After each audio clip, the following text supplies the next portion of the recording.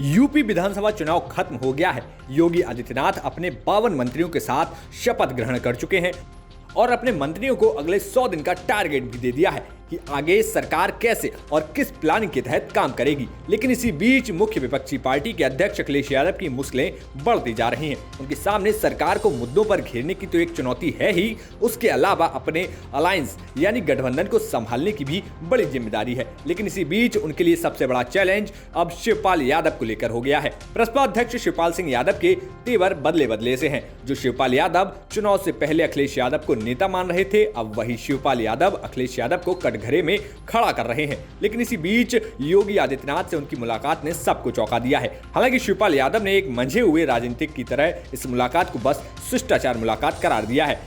लेकिन इन सबके बीच एक सवाल ये उठता है कि आखिर ऐसा क्या हो गया कि चुनाव खत्म होते ही चाचा शिवपाल के तेवर अखिलेश यादव के खिलाफ हो गए हैं। रिजल्ट आने के तुरंत बाद से ही शिवपाल यादव अखिलेश पर हमलावर हो गए।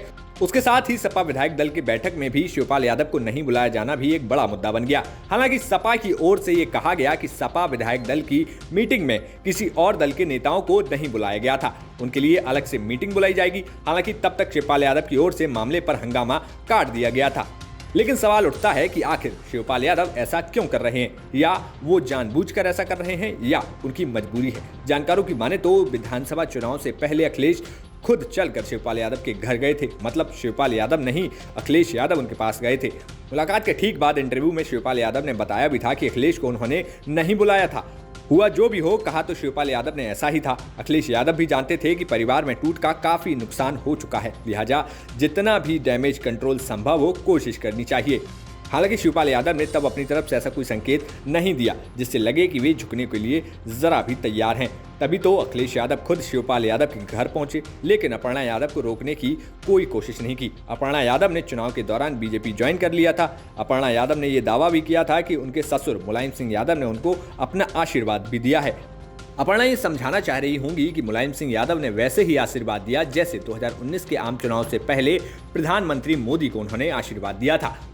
वहीं अगर विधानसभा चुनाव की बात करें तो शुरू में शिवपाल यादव 100 सीटों पर अपने उम्मीदवार उतारने की बातें कर रहे थे, फिर 50 पर आ गए और आखिरी दौर आते आते 32 सीटों पर। लेकिन ऐसा कुछ भी नहीं हुआ। जाहिर है शिवपाल यादव के समर्थक निराश तो हुए ही होंगे, क्योंकि वो खुद तो चुनाव मैदान में कूद गए लेकिन साथियों को पैदल कर दिया। जानकारी के लिए बता दें कि अखिलेश यादव ने चाचा से घर जाकर मुलाकात के बाद जो ट्वीट किया था उसमें शिवपाल यादव को प्रसपा का नेता बताया था। और मुलाकात के बाद सामने आई वो तस्वीरें याद करें तो अखिलेश पूरी तरह बाहर खड़े थे, लेकिन शिवपाल अपनी आखिरी सीढ़ी से उतरे तक नहीं थे। तब भी शिवपाल में वही ऐंठन नजर आ रही थी। फिर अचानक वो घर वापसी जैसी व्यग्रता क्यों दिखाने लगे, ये सवाल अखिलेश यादव को भी परेशान कर रहा होगा। थोड़ा ध्यान दें और समझने की कोशिश करें तो शिवपाल यादव के साथ भी अखिलेश यादव का व्यवहार भीम आर्मी वाले चंद्रशेखर आजाद जैसा ही रहा है। बस फर्क इतना रहा है कि चंद्रशेखर आजाद आबादी के हिसाब से हिस्सेदारी चाहते थे और कम सीटों पर राजी नहीं हुए, जबकि शिवपाल यादव अपने लिए जसवंत नगर की सीट पर ही मान गए। तभी अखिलेश यादव के करीबियों का कहना था कि चंद्रशेखर आजाद को लेकर सपा नेतृत्व को भरोसा नहीं जम रहा है। अखिलेश यादव को डर था कि अगर चंद्रशेखर कुछ सीटें जीत गए और बाद में गठबंधन तोड़कर किसी राजनीतिक विरोधी से जा मिले तो वे हाथ मलते रह जाने के सिवा उनके पास कुछ नहीं बचेगा। क्या शिवपाल यादव को अपने प्रति अखिलेश यादव के इरादे में ऐसा कुछ नहीं महसूस हुआ होगा?